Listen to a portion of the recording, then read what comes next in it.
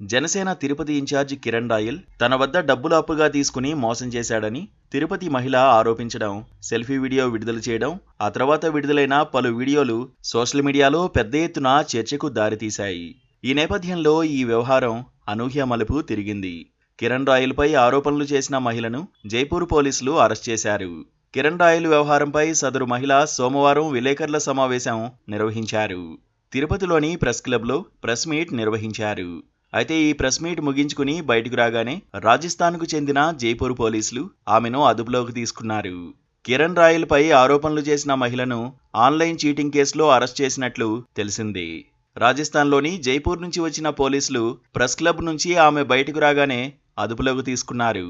అనంతరం Shri Venkateswara university police స్టేషన్కు తరలించారు. ఇక ప్రెస్ మీట్లో సదరు మహిళ కిరణ్ రాయల్ మీద మరిన్ని ఆరోపణలు చేశారు. కిరణ్ రాయల్ మాయమాటలు నమ్మి మోసపోయానని, ఇప్పుడు పిల్లల భవిష్యత్తు కోసమే తన పోరాటమని తెలిపారు. తన వెనుక ఏ పార్టీ లేదని స్పష్టం చేశారు. కిరణ్ రాయల్ నుంచి తనకు ప్రాణహాని ఉందని ఆరోపించిన మహిళ ఈ విషయంలో AP deputy CM Pawan Kalyan తనకు న్యాయం చేయాలని కోరారు.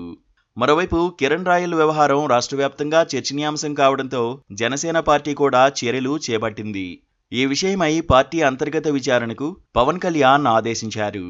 అయితే అప్పటి వరకు పార్టీ కార్యక్రమాలకు దూరంగా ఉండాలని కిరణ్ రాయల్కు స్పష్టం చేశారు.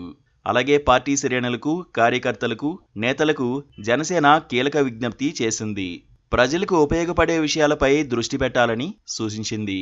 సమాజానికి ఉపయోగం లేని వ్యక్తిగత విషయాలను పక్కన పెట్టాలని స్పష్టం చేసింది. ఈ మేరకు జన సైనికులు, వీర మహిళలు, పార్టీ నేతలకు పవన్ కళ్యాణ్ పిలుపునిచ్చారు. Please subscribe to KTV Telugu. KTV Telugu. KTV Telugu channel.